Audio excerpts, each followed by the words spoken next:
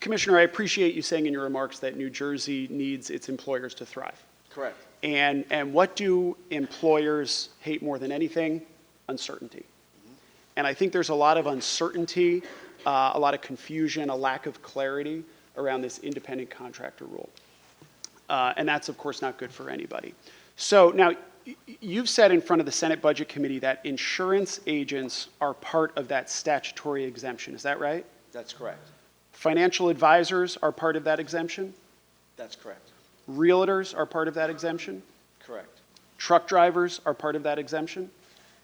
Correct, and then let me just give a caveat. With each of these, there's a specific definition in the exemption. So it's not just any truck driver, it's a truck driver of a vehicle with a gross vehicle weight of X.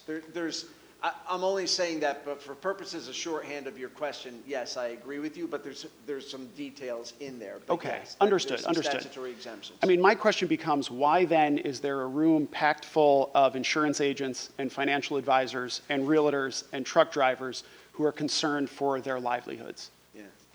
Well, and so I want to be able to answer you and hear, but I also want to be able to see you. So I would say this: a lot of those comments were from individuals in those industries. And when you read those comments, what becomes very, very clear is not necessarily an objection to the regulations. It's an objection to the ABC test at all, right? There is a great deal of misinformation out there as to whether or not these different industries will be impacted. And so we tried to make abundantly clear in adopting the regulations by adding in language that expressly states nothing in these regulations shall be construed as removing any statutory exemption that already exists. I don't know. I can't, to your question about why would they think this, I can't get into another person's mind. Maybe they didn't read the full notice of adoption, including the comments and why we made changes they did. Maybe there's a misunderstanding of it that we tried to clarify. And that's why I indicated that part of this is going to be very important, reaching out to these communities to try to clarify it and make it clear what the rules are and what they are not. But I can't speak to why someone believes something. I get that. Yeah. I understand it and I appreciate it. But I think that uncertainty, that lack of clarity, is a problem in and of itself. Mm-hmm. So that becomes part of your job, Sure. to clarify and explain. And this is one stop on the road, so to speak. Yeah. But I imagine it's going to dominate a good amount of your tenure, period, going forward. I think, however, Commissioner, I think part of the confusion, let me get into the weeds a little bit. Sure. Here. You said that the proposed rule would not affect professions exempted under New Jersey's unemployment compensation law. Correct. Okay. Now, it's my understanding that those exemptions were specifically intended to avoid application of the ABC test in that context.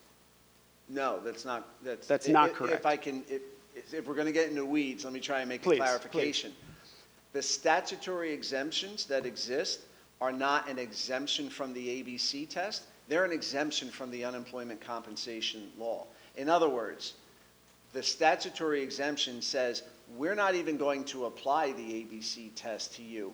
If we did, maybe you'd fit, maybe you wouldn't, but it doesn't matter because you're exempted from the unemployment compensation law, from having to make those contributions. So it's a fine distinction, but I think it's important. I think I get it. So if you're utilizing the unemployment compensation law, those who must follow that law and those who don't have to, that would determine whether or not that entity would be subject to ABC. Correct. Okay. So if that's the case, how do you compare that to the wage and hour law? Because these entities that fall under the wage and hour laws still be subjected to the ABC test, would they not? Yes. Is that inconsistent? No, it's not an inconsistency, actually, because under the wage payment law and the wage and hour law, those statutes define who is subject to those laws based on who is deemed to be an employer under the unemployment compensation law. It uses that definition. In fact, there was a Supreme Court case from 2015, Hargrove versus Sleepy's, in which the Supreme Court upheld the definition of an independent contractor versus an employer pursuant to the unemployment compensation law and applied it to the wage payment and wage and hour laws. And so in that sense, They are exempted from the unemployment compensation law. However, there could be a wage and hour enforcement action against them that would rely on the definition of the test. But that's been the case for decades. That hasn't changed. Okay, okay. So how about this? So part of your job is going to be clarifying and explaining. You've said that notwithstanding certain specific definitions, financial advisors, insurance agents, realtors, truck drivers are by and large exempt under current statute. Can you give us... From the unemployment compensation law, correct. Correct. Could you give us a few other examples? Do others come to mind? Other professions, industries? So there's approximately 27 exemptions that are listed, and I believe some of the exemptions were added either at the time the law was initially enacted in 1936 or at different periods thereafter. So I believe agricultural workers are exempted. There may be some other, bear with me for 1 second, I may have,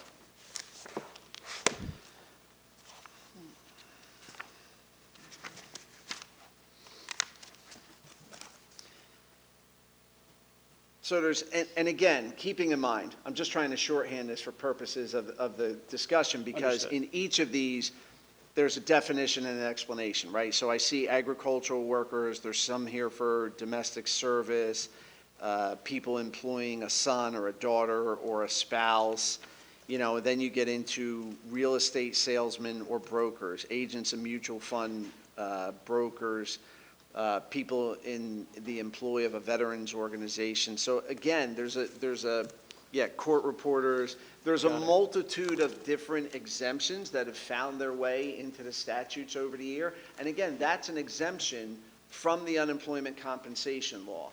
They may still be deemed an employer pursuant to the wage payment law and the wage and hour law, based on how that statute is written and the way it's been interpreted by the courts. And again, that's been the case for decades. That's not new or touched by these regs. Understood. And theoretically subject to the ABC in those situations. In making that determination under an enforcement in the wage payment law, they may be, yes. Got it, got it. So what I'm wondering here is, you said that this rule essentially codifies 90 years of case law. Correct. And as part of that case law is a list of professions that are exempt.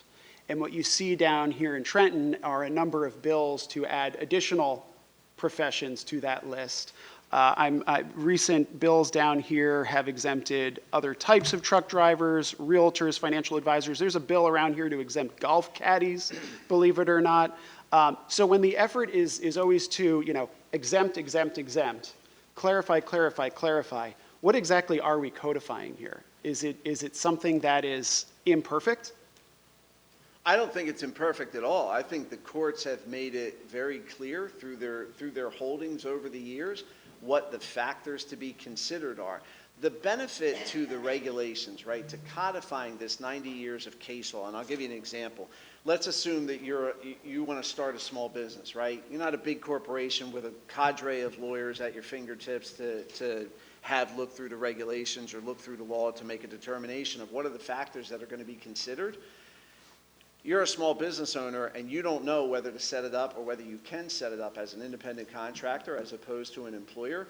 You would right now, before the regulations, you'd have to hire a lawyer or a business consultant. That lawyer or business consultant would then have to sift through 90 years of agency decisions, which are on our website, 90 years of case law at the Supreme Court and the Appellate Division, boil that down into the various factors that are considered, and then provide that. That's going to take hours and hours of billable work. That's going to cost that business a lot. Thus, you have a list. As opposed to looking up the regulations, which do exactly that take all those years of case law and all those factors and says, here are the factors that will be considered. That business can then look at those list of factors and make a determination. Based on these factors, I think I can structure my business as X. Got it. So in the example of the court reporter, that was the last one you said, so it's the one I remember. If I'm a court reporter, I don't need to go through these factors and every page of the law. I see it says court reporter. Correct. Okay. And if this legislature passes a bill that adds golf caddies to that list, I'm not suggesting that. I don't even know whose bill it is. Is it somebody up here that would add golf caddies to the list? They would simply be added to the rule. Well, they wouldn't even be added to the rule. Assuming they were added to the statutory list of exemptions, the same thing would apply to them. The analysis, the ABC test analysis for purposes of the unemployment compensation law would never be engaged in. Got it. Got it. Thank you, Commissioner. My last question for you is on a different subject. Okay. On July 17th, family leave benefits will expand to cover workers in companies with as few as 15 employees. What are the department's preliminary estimates for calendar year 2027 FLI and TDI employee tax rates? Do you have a sense of that? I imagine they're going to go up. What say you? So I don't have an estimate on the tax rates. It's going to be utilization. And keep in mind, those are statutorily derived formulas, right? It's a formula. So it looks at the rate of benefits going out. It looks at the amount of money in the trust fund, whether or not there's sufficient resources to pay those benefits, and then it adjusts the tax rate based on that. So I can't provide to you an estimate because it's really going to depend on the utilization. But that's not something that we at the department control. We obviously monitor it because we monitor the trust fund, but it's a statutorily provided formula. It would come out of that statutorily provided formula. Good guess that it would go up. It's certainly possible. I can't, I mean, I can't speak to it. If the utilization is such that it explodes, that's always a possibility. Understood. Thank you very much, Commissioner. Thank you, Appreciate Assemblyman. it. Thank you, Chair.